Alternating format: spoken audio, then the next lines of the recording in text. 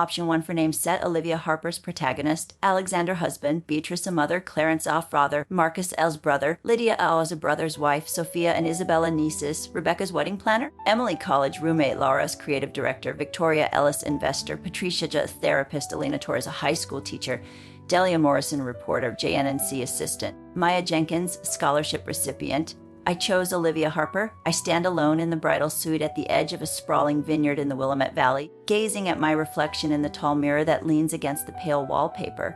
The wedding gown hugs my frame like it was stitched for this exact moment, every bead and fold catching the soft afternoon light that spills through the lace curtains. The makeup artist worked magic. My eyes seem larger, framed by subtle shadow. My cheeks sculpted with a warmth that feels almost foreign, my lips painted in a delicate blush that matches the wildflowers tucked into my hair. On the small table beside me, a bouquet of creamy peonies waits, their petals still dewy from the morning mist. I glance at my phone again, the screen cold and blank. No word from Mom, no ping from Dad, not even a quick note from Marcus. The silence feels heavier than the dress. A gentle tap at the door pulls me from my thoughts. Rebecca, the coordinator who has orchestrated every detail with quiet precision, eases the door open just enough to meet my eyes. Her smile is professional, but I catch the flicker of worry behind it. It's time, Olivia. Whenever you're ready, I turn toward the window, the ceremony lawn stretching out below like a painting. Rows of white chairs hold 90 guests, their murmurs blending with the hush of the string quartet's warm up notes. Sunlight glints off champagne flutes already half raised in anticipation. And there in the front row, 3 chairs sit empty, their vacancy louder than any applause. They're not coming, I whisper, more to myself than to Rebecca. My voice wavers, betraying the calm I've rehearsed for weeks. Rebecca's smile softens, but she doesn't lie. There's still a moment, she says gently, but we both know the moment has passed. I draw a slow breath, the silk of my gown cool against my fingertips as I smooth an invisible wrinkle. Let's do this. The garden doors part and 90 faces turn as one. I step onto the petal-strewn aisle alone, the weight of their gazes settling on my shoulders like a shawl woven from sympathy. Some lean toward neighbors, hands cupped over whispers. Others offer smiles meant to encourage, but they only widen the ache blooming beneath my ribs. I fix my eyes on Alexander at the altar, his steady gaze anchoring me like a lighthouse through fog. The love in his expression is a living thing, warm and undeniable, nearly enough to drown out the echo of Mom's voice from 3 days ago. We'll try to make it, darling. Marcus has that firm retreat. Her tone had been light, as if declining a weekend barbecue rather than her daughter's wedding. I can cover the flights, I'd pleaded, desperation tightening my throat. The hotel, the meals, anything, please. In the background, Dad's grumble had floated through the line. Tell her we're tied up. Now, each step down the aisle is a deliberate choice. Inhale, heel toe. I will not let tears fall. I will not grant them that victory, even from afar. When I reach Alexander, he takes my hands, his palms warm and certain. I'm right here, he murmurs, words meant only for me. We're all we need. For an instant, I'm 9 years old again, standing in the cluttered family room while Mom and Dad arrange Marcus's science fair ribbon on the bookshelf, angling it just so, snapping photos to text the aunts and uncles. My finger painting award, the one the teacher had framed with a gold star, had been folded into my backpack, forgotten. I'd held it up that afternoon, bursting with pride, explaining how Mrs. Torres said my use of color showed real promise. Mom had glanced over, nodding absently. That's sweet, honey, before returning to the stove. Dad had patted my head on his way to the garage. Marcus has a real shot at nationals. We've got to back him.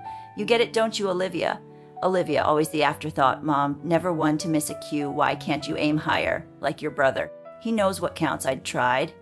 Honor roll certificates, debate trophies, the full ride scholarship to design school. Each a brick in a wall I hoped would finally make them turn around. Each met with a distracted nod, if noticed at all. The officiant's voice pulls me back. I speak my vows, each word gaining strength until it rings clear across the lawn. I choose a life where we truly see one another, I tell Alexander, and his eyes tell me he hears every layer of meaning. When we're pronounced married, Alexander's mother, Grace, folds me into an embrace that smells of lavender and safety. You're ours now, she whispers, and something knotted inside me loosens. The photographer catches us later under the fairy lights, Alexander spinning me until my laughter spills out unguarded. His cousins link arms with us, forming a joyful circle that dances to the quartet's lively reel. For stretches of minutes, I forget the gaping absence in the front row. I forget the phone I've checked too often. I forget the careful explanations I've offered to curious aunts. At the reception, Emily, my roommate from college who once stayed up all night helping me edit my first portfolio, lifts her glass. To the family you choose. The ones who show up, she says, her gaze fierce with loyalty. A ripple of agreement moves through the tables. The truth lands like a stone in still water. All my life, I've been a ghost in my own family's house, begging for a glance from people who never planned to look. When the music softens, I slip to a quiet corner and check my phone one last time. Nothing. Alexander finds me there. The screens glow harsh against the candlelight. They missed a miracle today, he says, sliding an arm around my waist. I look up at him, at the man who has never made me audition for his attention, and think of his family who welcomed me with open arms and no scorecards. I think of friends who crossed state lines to stand with me. I set the phone face down. Their loss, I say, and for the first time the words feel like truth instead of armor. 2 years later, I lean back in the leather chair of my corner office, the city skyline framed behind me like a promise kept. Acquisition complete, Crescent Motion Studio, 21 million, 5 years of sleepless nights, 2 years of delicate negotiations, now sealed with a single line of code. The door flies open and my team pours in. 12 designers, coders, and marketers carrying sparkling cider and paper cups. To Olivia! Laura, my creative director, raises her cup. The woman who built an empire while some folks were too busy to notice. I laugh, clinking cups with people who have celebrated every milestone beside me. My phone vibrates. Instagram notification, Marcus posting about his daughter's private school gala. I know I shouldn't look, I do. There they are, Mom and Dad flanking Marcus and Lydia, the girls in navy blazers and pleated skirts. Caption, carrying on the Harper tradition, 3rd generation at Crestwood Academy. Dad's hand rests proudly on Marcus's shoulder. Mom beams at her granddaughters. I swipe, Maui vacation, Christmas at the lake house, Dad's retirement roast. Every frame a perfect family portrait, minus one daughter. The numbers tell a story, the photos don't. That Maui rental runs $6,000 a week. Crestwood tuition is $35,000 per child.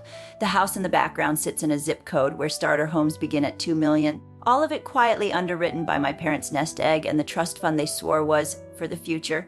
Ovia, Laura touches my elbow. You okay? I locked the screen. Just emails. Let's keep celebrating. Later, alone, I scroll through Mom's feed, hundreds of posts, Marcus's promotions, the girls' dance recitals, family brunches. My name appears once, a generic happy birthday last March, no photo, no tag. I shut the laptop and decide. The next morning, I call my advisor. The Porsche taken in quartzite gray, let's close today. By noon, I'm signing for a car that costs more than most people's houses. It's extravagant, unnecessary, and entirely mine, not to impress anyone, but because I never needed their permission to want nice things at home. I snap one photo, the car gleaming in the driveway under late summer sun, and post it. Dreams don't wait for approval. 3 days of silence, then Wednesday, my phone lights up, Mom calling. My pulse spikes, but I answer. Hello, Olivia. Mom's voice carries that clipped urgency she saves for emergencies. We need to talk. Family meeting tomorrow. Family meeting. I echo, incredulity sharpening the words. After 5 years of nothing, this is how you reach out. It's urgent, she says. Dad's voice drifts in the background. Tell her it's serious. What's serious? My wedding wasn't. My company's sale wasn't. What suddenly matters? It's complicated. Money stuff, we need everyone together, of course. They saw the car. They heard about the deal. Now I'm useful again. Tomorrow at 2, I say and end the call. The drive to my childhood home takes 45 minutes. 45 minutes to replay every birthday spent with a store, bought cake while they attended Marcus's games, every art show they missed because traffic was bad, every Christmas morning when my gifts were practical and his were extravagant. I parked the Porsche in the circular drive, its sleek lines jarring against the brick colonial's manicured hedges. For a moment, I sit, fingers tight on the wheel. The last time I stood on this porch, I'd announced my engagement. Mom had smiled thinly. Dad had checked his watch 3 times in 10 minutes. They never needed me then. Why now? My phone buzzes. Alexander, you are enough. Text if you need rescue. Another ping, Victoria Ellis, the investor who backed me when banks laughed your value was never theirs to assign. One more, my assistant production review at 4. Don't let them steal your day. I exhale, recalling Patricia's words from Therapy Boundaries aren't walls, they're doors you control. I step out. Before I can knock, the door opens. Mom and Dad stand framed in the entry. Their gazes sliding past me to the car, then back, calculating. You've done well, Dad says. No hello, no hug, just a ledger entry. I nod. They lead me to the dining room where Marcus and Lydia wait, faces arranged in practiced concern. Olivia, Marcus says, as if we'd spoken yesterday. Let's get to it. Dad announces, sliding folders across the table. I stay standing, purse clutched like a shield. First, I want to know why I'm suddenly worth a seat at this table after being erased from every family photo for half a decade. Mom and Dad exchange glances. Marcus shifts. We can talk feelings later, Mom says. That familiar dismissive lilt returning. We have real problems. I'm in no hurry. I reply, voice level. And I'm not here to be the emergency fund you remember only when the account runs dry. Dad's eyes narrow. a flicker of uncertainty I've never seen before. In this moment, I realize the power has shifted. The dining room smells of lemon polish and old money, but the air feels thin. Clarence sits at the head, hands steepled like he's negotiating a merger. Beatrice perches beside him, spine straight despite the tension etching her mouth. Marcus slouches, shirt cuffs frayed at the edges. Lydia clutches a leather album, pages already open. It's foreclosure Olivia. Clarence's voice is steady, but a tremor betrays him. Marcus is 3 months behind on the mortgage. The girl's tuition is past due. Silence pools thick and accusing. 2 years without a word, and this is the reunion. You have to help your brother. Clarence pushes loan documents toward me, pre-filled. Presumptuous? Think of Sophia and Isabella. Beatrice pleads, voice catching theatrically. They're innocent. Marcus leans in. Family lifts each other up. When one succeeds, we all benefit. Lydia slides the album closer. The girls ask about Aunt Olivia constantly. She points to photos of children I've met only in passing. Birthdays, holidays, events I was never invited to. Isabella drew you a picture last week. Clarence clears his throat. We've done what we could. Our savings are stretched. The unspoken accusation my windfall should bail them out. I close the album gently. Where were you at my wedding? The question lands soft but sharp. Marcus blinks. What? My wedding? 2 years ago. Where were you? Beatrice touches her pearls. We were committed elsewhere. Marcus had that partner dinner. Inconvenient timing, Clarence adds, as if I'd asked about a rained-out picnic. I nod, feeling something solidify inside my chest. Yet here you are the day after my Instagram post. You saw the car. You heard about the sale. That's what made me family again. Marcus's cheeks redden. That's unfair, is it? I sit at last, spine straight. I built everything without a single cheer from this table. Every scholarship, every pitch, every 3 a.m. render. Where were you? Clarence's jaw tightens. This isn't about the past. It's everything. I mirror his folded hands. Convince me why I should sign anything today. Marcus slams the table. You always needed to be the star, always proving how brilliant, how artistic. Some of us just wanted normal lives. Clarence rests a hand on Marcus's shoulder. Your brother had greater potential. We invested where it mattered. You were always self-sufficient. We're still your parents. Beatrice whispers, eyes glistening. Parents in name only. My voice doesn't waver. You missed my graduation, my scholarship ceremony, my company launch, my wedding. I ticked them off on my fingers. You missed my life. Now you want a share of what I built alone. Olivia, Clarence begins. You don't get to claim it. My phone buzzes. Alexander's still breathing. I smile at the screen. Then remember Victoria's words the day she wrote the first check. You don't need validation from people who can't see your light. I think of my team toasting with cider. I think of the foundation contract in my briefcase, signed and sealed. Clarence nudges the loan papers closer. It's only fair. Family helps family. The terms are generous. Beatrice adds. Marcus smirks. Certain now. Blood runs deep. Live. I stand slowly. The room tilts toward me, expectant. I set my briefcase on the table with a soft thud. I've made a different choice. Clarence leans forward. Marcus's eyes lock on my hands. Beatrice twists her napkin. I withdraw a single sheet and place it between us. This is the press release for the Torres Creative Scholarship Foundation. $16 million to fund young women in digital arts. I smooth the paper. Named for Elena Torres, my high school teacher who showed up when no one else did. The money is locked in a trust. Board approved last week. $16 million. Marcus chokes. I'm investing in girls who never heard applause they deserve. I snap the briefcase shut. That's my definition of family. Marcus's face purples. You're throwing it away on strangers. Beatrice stares at the paper as if it might bite. I lift my phone, showing the recording timer. Ozone 3A12 and counting. Every guilt trip, every demand, documented. In case anyone considers contesting the trust, I walk to the door. Marcus's chair scrapes. You can't just... I needed you to show up, I say without turning. At my graduation, my launch, my wedding. That ship has sailed. The door closes with a quiet snick that feels like exhaling after decades. The Porsche hums beneath me as I leave the Colonial behind, my grip loose on the wheel for the first time. I voice dial Alexander, it's over. They showed their cards how bad. Concern threads his voice, textbook. Marcus lost it when I showed the foundation release. Dad tried to negotiate. Mom cried about duty you holding up. I catch my reflection in the rear view. Clear eyes, steady mouth. Better than holding up. I saw them without the filter of hope. I'm proud of you, he says. Foundation board at 9. Press packets ready. The timing was surgical. Lock the trust, schedule the announcement, leave no leverage. The Torres Foundation will be my legacy, not their lifeline. I'll be there that night. The texts begin. Family emergency, we need to talk, think of the girls. I silence the phone and set it face down. Ethan's breathing is steady beside me. Morning brings 7 voicemails from Mom, escalating from tearful pleas to accusations of betrayal, ending with warnings about reputation. I delete them while applying mascara. The navy suit I wore for the acquisition hanging ready. Alexander hands me coffee. Marcus is calling my colleagues. Dad tried your cousin. Predictable. I sip. They're fast but not smart. The board meeting is seamless. 12 women from tech and philanthropy, all vetted, all passionate. Press release approved. First recipient selected in 6 months. I'm reviewing venue mock-ups when Janing calls. Your family's in the lobby, making a scene. Through the glass, I see security approaching. Mom's voice carries. My daughter is abandoning us. Marcus stands red-faced, arm crossed. My team looks to me. I stand smooth my skirt. Security will handle it. Back to work. That evening, I draft one email to all 3. Further contact at my office will trigger a formal complaint. Direct all communication to my attorney. Details attached clean. Necessary. Patricia nods 2 days later over chamomile. How did sending that feel? Like locking a door I should have bolted years ago. They're revealing who they've always been, I say.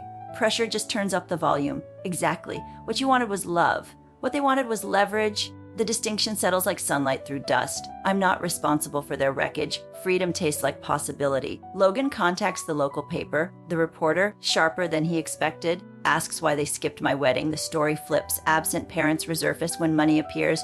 Mom's Facebook rant backfires. Old classmates message support. Dad's calls to investors hit voicemail. Applications flood the foundation months early. The Business Journal wants an interview, foundation only. I agree. Delia Morrison meets me in the temporary office.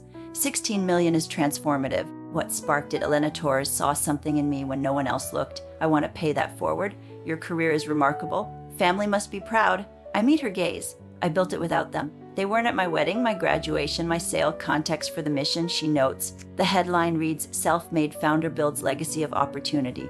When Marcus's foreclosure hits the news, readers connect dots. Alexander tightens home security. My team filters noise. Victoria releases a statement praising investment in potential over-dependency. College friends fill our weekends. Patricia anchors me. 2 weeks post-confrontation, I accept the Women in Digital Leadership Award. The room erupts. No empty seats, no ghosts. I measure worth by what we create together, I say, and the ovation feels like belonging. Extended family tries next. Aunt Meredith's voicemail, cousin Drew's text, a letter from mom rewriting history. I delete a block, burn the final play. Sophia and Isabella delivered to my office with crayon drawings. We miss Aunt Olivia. The manipulation curdles my stomach. They still haven't apologized, I tell Alexander, spreading the cards like evidence. They're desperate, he says. The family lawyer calls about moral duty. Pastor leaves a message about reconciliation. Childhood friends resurface with holiday forgiveness lectures. Lydia emails Halloween photos. The kids ask about you. They're painting me as the villain. I tell Patricia. And how does that land? Validating. They're terrified of losing control. The foundation committee presents Maya Jenkins, 17 filmmaker overlooked. Her video echoes mine silence. I watch it twice. What if I'm wrong to cut them off? I ask Alexander as boundary abandonment. What would you tell Maya? I'd tell her she deserves people who see her without conditions. Thanksgiving I host. The table groans with food lauder, no undercurrents. Maya sits opposite, her scholarship framed behind her. I toast to those who see us clearly. Phones stay dark. Over pie, I announce the mentorship program. I'll guide each recipient personally. Maya's eyes shine. You'll be there every step, every frame. The news airs during my parents' dinner hour. We build family through action. The report contrasts foundation transparency with Marcus's mismanagement. Facts, not vengeance. Friday, my parents request coffee downtown. I arrive in the Porsche. Dad looks diminished. We should have been there, he says to his cup. Everywhere. Mom's tears fall. How do we fix it? Some breaks don't mend, I say. They accept. I'm open to limited contact after you both start therapy. That's extreme, Dad protests. Non-negotiable. They leave without promises. I drive to the foundation. Maya's project needs feedback. Chosen family waits for dinner. I'm moving toward, not away. A year later, I stand in the sun-washed studio watching Maya tweak her lens. Light spills across the floor like forgiveness. What about this angle? Shift left, catch the glow on her face. Photos of recipients line the walls, voices amplified. My office here replaced the childhood bedroom of Longin. Everything chosen, nothing owed. Maya's documentary ends, credits roll, she hugs me. You made me believe I could. I think of Elena Torres, of the chain unbroken. At the Arts Center, I accept another award. Etham's front row, no absences tonight. This journey began in shadows, I say, now we build in light. Boundaries hold. Holidays center chosen family. The emergency fund ensures talent survives hardship. Driving home, I pass the old coffee shop. Mom and Dad walk the sidewalk. Our eyes meet. I don't stop. No pain, only peace. They taught me love's absence. Ethan and the foundation taught me its presence. Tomorrow, Maya films. I'll be there, showing her how to make herself seen. Family is who lifts you. This script is fully original and does not reproduce the source text word for word.